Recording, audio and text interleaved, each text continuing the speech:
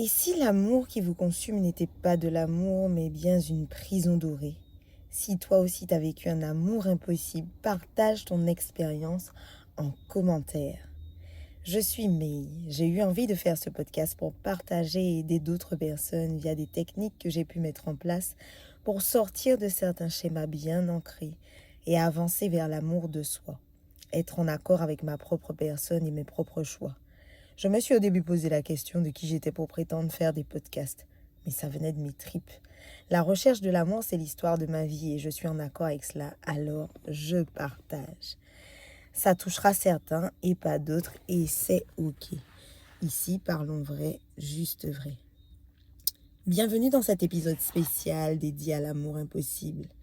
L'amour impossible, ce piège émotionnel qui nous captive mais nous épuise. Cet amour qui a l'art de nous imposer de se choisir pour en sortir.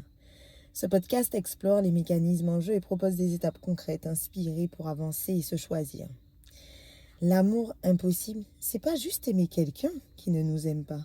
C'est aimer quelqu'un qu'on ne peut pas avoir, même si l'amour est là, même s'il est partagé. As-tu déjà ressenti au moins une fois cet amour impossible, celui qui te fait vaciller? As-tu vécu ce genre d'histoire à répétition, comme si l'univers voulait s'assurer de la compréhension de la leçon?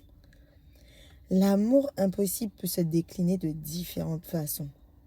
C'est aimer quelqu'un de déjà pris, quelqu'un trop loin, quelqu'un trop différent, quelqu'un au mauvais moment. C'est cet amour qui ne manque pas de sentiments, mais de possibilités.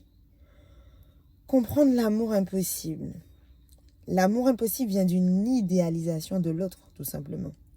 L'interdit est l'obstacle qui renforce le désir, baissant les niveaux de sérotonine et favorisant obsession, voire pouvant aller jusqu'à la dépression. Cette relation fait partie de la catégorie des relations toxiques, marquées par de la dépendance affective, qui repose sur des peurs d'abandon ou des schémas inconscients qui masquent nos besoins réels au profit d'un fantasme totalement frustrant. Et le plus cruel, c'est que dans ces histoires-là, personne n'a vraiment tort. Il n'y a pas vraiment de méchant, il y a juste la réalité. Et elle est parfois plus forte que nous. Au début, c'était une histoire légère, des messages incessants et réconfortants, des silences tolérés, car tous deux savent que c'est incorrect mais décident de ne pas y penser et de se laisser vivre sur le flot des papillons de cet éternel commencement d'une relation. L'un et l'autre se sentent vivants par ce désir mutuel, genre à la Roméo et Juliette. Jusqu'au jour où les silences deviennent de plus en plus pesants, les besoins de partager des moments plus grands, et pourtant, on sait qu'on doit y renoncer. Et c'est pour ça que ça peut faire si mal. À cause d'une relation non terminée. C'est une fin sans fin. Pas de déboire ou de dispute, de fin donnant une tonalité finale acceptée par notre cerveau comme étant la fin sans retour possible. Ici, le courage demande de se dépasser, de se trouver cette fin. Pourquoi ne serions-nous pas prêts à faire ce choix de la fin? Et si se choisir était la meilleure des fins qu'on pouvait donner à cela? Commencer par se choisir, c'est déjà reconnaître cette relation comme toxique. C'est déjà la première grande victoire et bravo à nous. Reconnaître que c'est un amour qui n'est pas un amour sain, mais bien une chimie addictive. Et pourquoi c'est si dur de s'en libérer? Dans ces dynamiques, on se perd en s'adaptant aux attentes de l'autre, minimisant ses propres désirs jusqu'à en oublier qui on est vraiment. Le cerveau active des zones de plaisir, ce qui rend la rupture émotionnellement ardue comme un sevrage. Les étapes pour se choisir. Me reconnecter à moi. J'ai pris conscience de mes besoins en me posant la question. Qu'est-ce qui est vraiment important pour moi? Quel rêve est-ce que j'ai mis de côté? J'ai pu ressentir à chaque réponse des trahisons quotidiennes envers moi-même. J'ai fini par identifier cette douleur et non la joie que je ressentais au fond de moi. Où est mon objectif d'être en couple comme je l'avais souhaité? J'ai pris le temps de ressentir au fond de moi après une méditation. 3 respirations profondes. Inspirer par le nez, expirer par la bouche. Puis de faire du journaling quotidien à ce sujet. Et écrire tout ce qui ne convenait pas à mes attentes de couple que je voulais fonder. Identifier le besoin d'être en couple et non en trouble, où je ne suis pas la priorité, par exemple. L'indisponibilité de cette personne au moment où je la voulais et où j'en avais besoin. La restriction d'envoyer des messages quand il était dans son foyer. L'indisponibilité le week-end. La nécessité de toujours trouver des stratégies pour se voir sans être encore une fois sa priorité, mais juste son passe-temps. La douleur tel un coup de poignard ressenti en plein abdomen tous les jours. Et le rappel que le cerveau aime ce qui est palpitant, les histoires à élucider, ce qui est à obtenir. À deuxième étape, j'ai dit non sans culpabiliser. J'ai commencé à mettre en place des limites saines.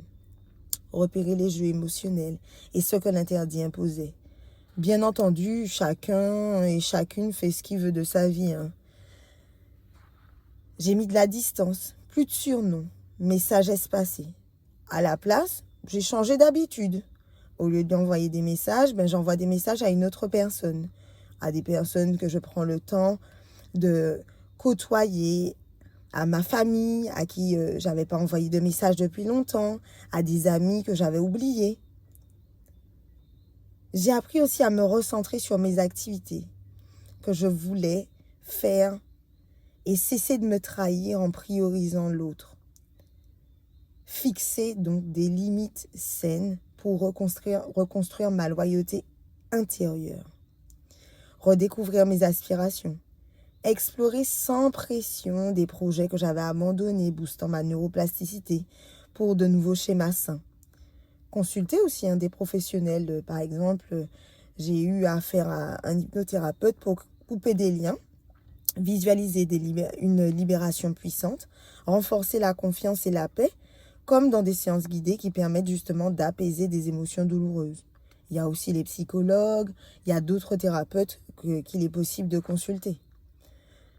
Me construire une vie alignée, m'entourer d'un soutien sans rien dire réellement, mais par exemple m'entourer d'un groupe d'amis, profiter de sorties.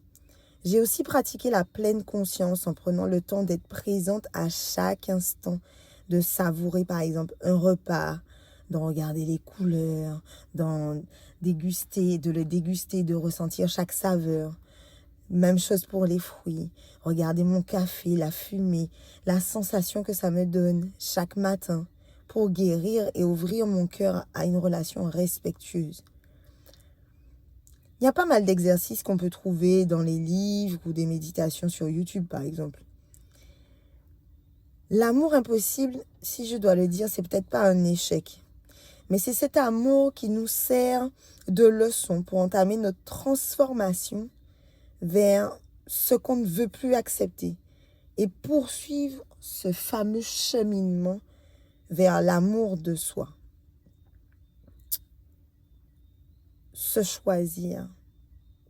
Je pense que c'est le plus bel amour possible. En tout cas, je vous remercie d'avoir écouté L'amour impossible, comment se choisir dans le podcast Et si je m'aimais. N'oubliez pas de partager vos expériences en commentaire et abonnez-vous pour plus d'épisodes sur la chaîne de Madame May9. Thème Et si je m'aimais, l'amour impossible, comment se choisir. N'oubliez pas de liker, de partager si ça vous a intéressé. Et moi, je continue mon petit bonhomme de chemin sur l'amour de soi. Allez, je vous fais de gros bisous.